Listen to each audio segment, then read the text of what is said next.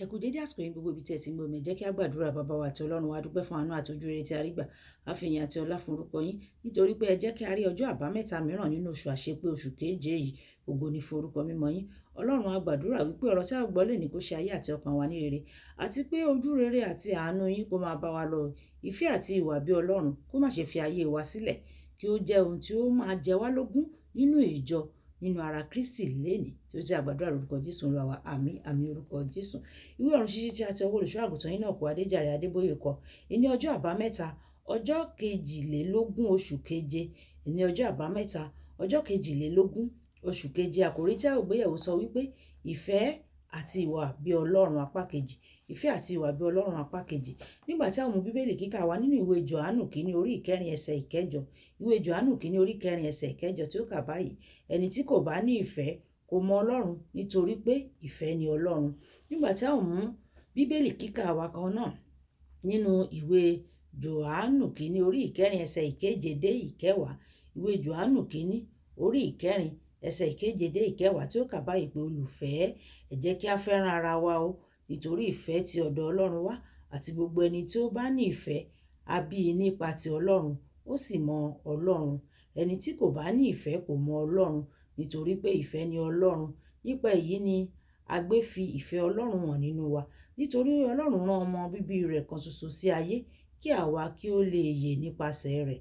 Nínú èyí ni ìfẹ́ wà o, kì í ṣe pé àwa fẹ́ Ọlọ́run, ṣùgbọ́n òun fẹ́ wa, ó sì rán ọmọ rẹ̀ láti jẹ́ ètùtù fún ẹ̀ṣẹ̀ wa.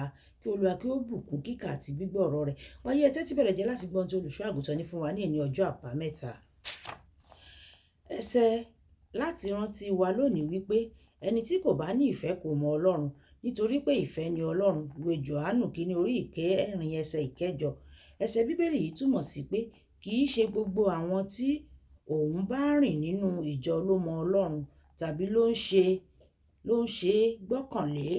Àwọn aṣáájú ìjọ àkọ́kọ́ kò fi ọwọ́ yẹpẹrẹ mú ọ̀rọ̀ ìfẹ́, nítorí wọ́n mọ̀ pé ìwà bí Ọlọ́run ni a lè dánwò nípasẹ̀ òdiwọ̀n iye ìfẹ́ tí onígbàgbọ́ kan ní.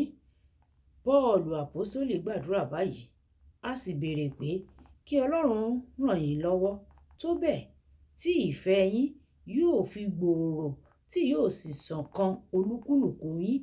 Èyí yóò jẹ́ àpẹẹrẹ gẹ́gẹ́ bí ìfẹ́ àwa gan pàápàá náà ti ṣe sàn sí ọ̀dọ̀ ẹ̀yin náà, kí a lè fi ọkàn yín balẹ̀ nítorí alábùkún nínú ìwà mímọ́ níwájú Ọlọ́run àti Bàbá wa. Nígbà náà ẹ ò ní ìgboyà láti dúró níwájú rẹ̀ láì ṣẹ̀ ní ọjọ́ tí Olúwa wa Jésù Kristi yóò padà wá pẹ̀lú àwọn tí ó jẹ́ tirẹ̀. Ìwé Tẹsalóníkà kìíní orí ìkẹta ẹsẹ̀ ìkejìlá dé ìkẹtàlá.